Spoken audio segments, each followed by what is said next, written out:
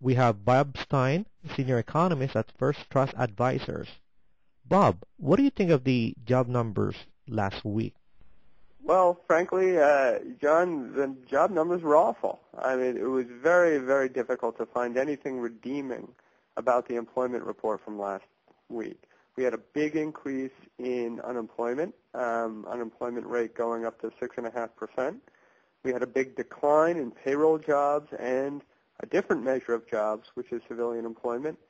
About the only redeeming thing about the report was that the number of hours worked, or actually the average number of hours worked per employee, did not go down. That's fairly unusual for a recession. Usually you should see a big decline in the number of hours worked. What that seems to indicate is that we might be seeing an impact from the extension of unemployment benefits that was enacted earlier this year, in that the labor force is still growing, and that tends to push the unemployment rate up a little bit higher than would normally be the case given the amount of job losses. In other words, the 6.5% probably overestimates the amount of unemployment going on right now. Okay, you mentioned something about the hourly rate. Are employers trying to retain their workers? Is that what's going on there? Well, what we think is happening is that the fixed costs associated with having workers on the payroll is very high because of health care. So when employers realize that they need fewer workers or fewer hours worked in general, what they're doing is firing people rather than cutting hours. So the remaining employees are still pretty much working as many hours as they were before, but they're reducing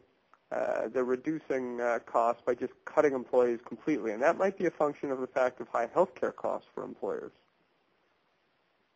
Where do you see the job numbers from here on and for next year?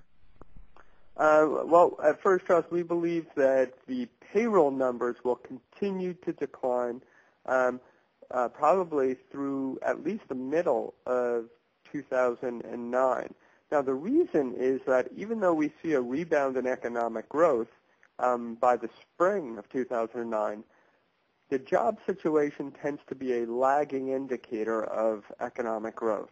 And so the job situation will continue to deteriorate even though GDP starts picking up earlier. What about the retail sales for the holidays? With all of these unemployment numbers, do you think it's going to be grim? This is not by any stretch of the imagination going to be a great Christmas year for retailers.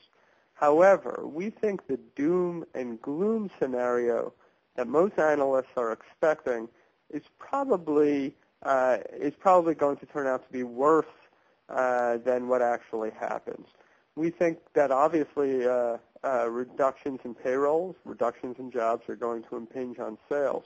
But we've also seen a major decline in energy costs over the past several months. And so that's going to put a little extra money in the pockets of consumers that they'll be able to spend on the traditional things that are purchased in the Christmas season. Now, what do you tell your clients, First Trust Advisors?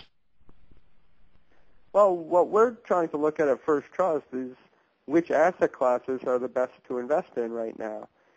Real estate, we believe, despite the problems that the residential sector has undergone over the past couple of years, we believe real estate is still overvalued. Still overvalued. We think commodities are close to fair value, and bond yields are, well, at least for treasuries, are still very low. We think the equity market, however, is substantially undervalued. We think this is a great buying opportunity for equities if you have the stomach for risk and if you are willing to be a long-term investor.